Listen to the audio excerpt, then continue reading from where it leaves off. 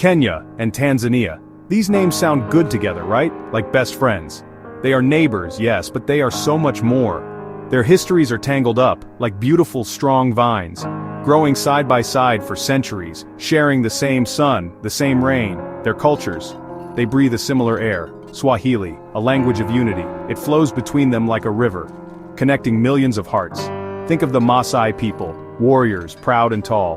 They don't see a line on a map. They see home, stretching across borders. Their traditions are a shared treasure, a vibrant living tapestry. Imagine the great wildebeest migration. Millions of animals. They don't carry passports, do they? They just move. From Kenya's Masai Mara to Tanzania's Serengeti, and back again. Nature itself shows us. These lands are connected, deeply. Let's rewind the clock a bit, way back. Before the lines on maps, communities here traded, they married, they shared stories under baobab trees. Life was intertwined, naturally. Then came colonial times, a tough chapter for everyone. Both lands felt the heavy hand. They fought for their freedom, their spirits unbroken, their hope strong. This shared struggle forged a bond. Then, independence, a new dawn. Jomo Kenyatta in Kenya, Julius Nyerere in Tanzania, two giants of African liberation. They had big dreams for their people. They also dreamed of regional unity. The first East African community was born. Kenya, Tanzania, Uganda, together. It was a bold idea, a hopeful start, a symbol of what could be. But like many dreams, it faced hurdles. The first EAC, well, it stumbled. But even in the closest families, right, sometimes someone says something that just stings. It makes everyone uncomfortable. Recently this happened. A member of parliament in Tanzania. He said some things about Kenya, things that were not very kind, not very neighborly, let's be honest. Words can be powerful, you know. They can build, or they can break. The comments, they spread like wildfire. Social media, news headlines, everywhere. In Kenya, people were shocked. They felt disrespected. They felt hurt. Imagine your neighbor, the one you share a fence with, suddenly shouting criticisms over that fence. It doesn't feel good, does it? It creates a very awkward silence. Or worse, a very loud argument. This is what happened. These words, they weren't just words. They touched on sensitive nerves. They poked at old anxieties. Kenyans started asking why. Do they really feel this way about us? It made people question the friendship, the brotherhood everyone talks about. It's like a crack appearing. In a foundation you thought was solid, you start to worry. So what are people actually saying? On the streets of Nairobi in Kenya you hear a lot of frustration. We are brothers and sisters, one person said. Why would their leaders say such things? It feels like a betrayal of that spirit. Many Kenyans are proud of their country's progress. And these comments felt like a slap, a public, unnecessary insult. It makes you feel defensive. Then you have other Kenyans. They take a different angle.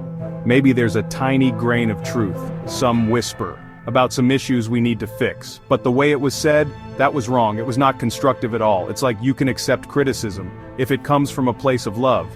But this felt hostile. It felt designed to provoke, not to help or to heal. Now let's cross the border to Dar es Salaam in Tanzania. What are Tanzanians thinking? Many are quick to say, that's just one MP, he doesn't speak for all of us. We love our Kenyan brothers and sisters. They emphasize the deep historical ties, the shared culture, the family links. They feel embarrassed by the noise. They want the harmony to return. So, this recent drama, is it just about one person's words, or is there something more? Something bubbling under the surface? Often these outbursts are symptoms, not the actual disease, you see. They are like smoke, signaling a fire somewhere hidden. We need to look for that fire if we want to truly understand and prevent future flare-ups. Think about it, Kenya and Tanzania. They are economic partners, yes, but they are also competitors. In tourism, for example. Both have stunning wildlife, beautiful beaches. They both want those tourist dollars. This can create a natural rivalry. Who has the better safari? Whose mountain is more majestic? It's like two shops on the same street selling similar amazing goods. Then there are the historical paths. We talked about Nyerere's Ujamaa and Kenya's capitalist approach. These were very different philosophies. They shaped different societies, different ways of doing business, different ways of seeing the world. These differences, they don't just vanish. They can linger, they can influence how each country views the other, sometimes leading to misunderstandings, and let's be real. This relationship, it's like a dance, sometimes graceful, flowing, in perfect sync. Other times, they step on each other's toes. Ouch, that can be awkward. Trade is a big part of this dance. Goods cross the border every day. Beans, maize, manufactured products. This trade is vital for both economies. It creates jobs, it feeds families. It should be a win-win always. But it's not always smooth. Sometimes one country feels the rules aren't fair. Hey, you're blocking our trucks. No, your goods don't meet our standards. These are called non-tariff barriers. Fancy words for trade headaches. They cause delays, they cause frustration, and they can sour the mood quickly.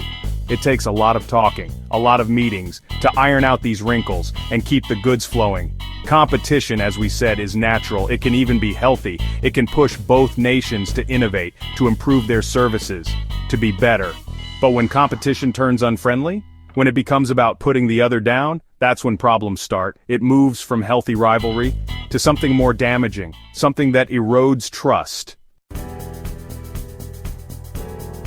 So, where do we go from here? After the harsh words, after the hurt feelings, do we build higher fences, or do we build stronger bridges? I think the answer is clear. It has to be bridges. Always bridges. The foundation is already there. That shared history, that shared culture, those family ties that run so deep. These are not easily broken, they are resilient, they are strong. Dialogue, it sounds simple, right? Just talk to each other. But it's so incredibly important. Leaders need to talk, openly, honestly. Business people need to talk. Artists, students, everyday citizens, we need to create spaces for these conversations to happen, to understand each other's fears, to appreciate each other's dreams without shouting, without accusing. Think about the potential when Kenya and Tanzania work together, truly together, as equal partners.